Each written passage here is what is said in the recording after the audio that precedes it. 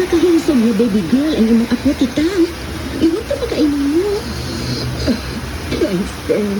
Salamat nga wa mo sa pasagde si Sweet. Of course, titang. Dako ba ka ayaw nag-utang kabubuton ka nimo? Ikaw ang itabang na magpa-eskwela naman ni Miles. Pero na, ang mga sa mga panahon, ang pagbahaw sa among utang kabubuton din ninyo.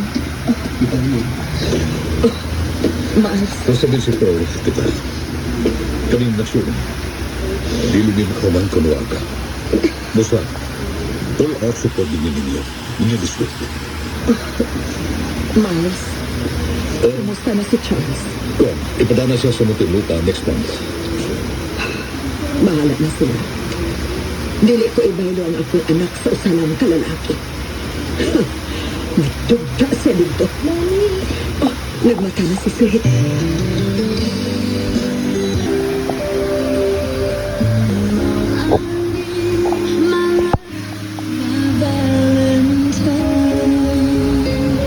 Happy Valentine's Day, Mami.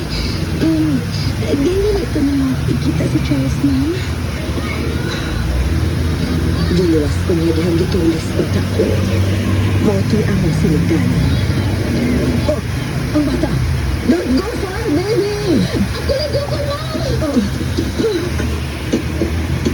Kulis ka ka. Uli. Oh, May apo na rin ka.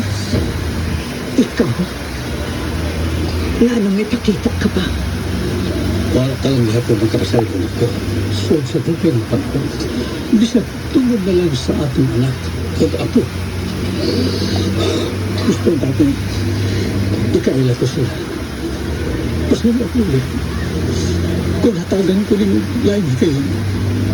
Mabuot kong huli pa na mga pagkuhan ko ninyo. Wa ko magkinahanglan sa lalaking may baruganan. Dili mo ka mong matubang siyang responsibilidad. Mga bata mo ang pakay sa atong higayon na.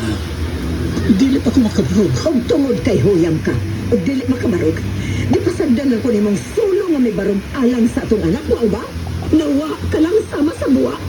Siya ba ang akong papa, Mami? Mahimo ko ba siyang ikaila-ila?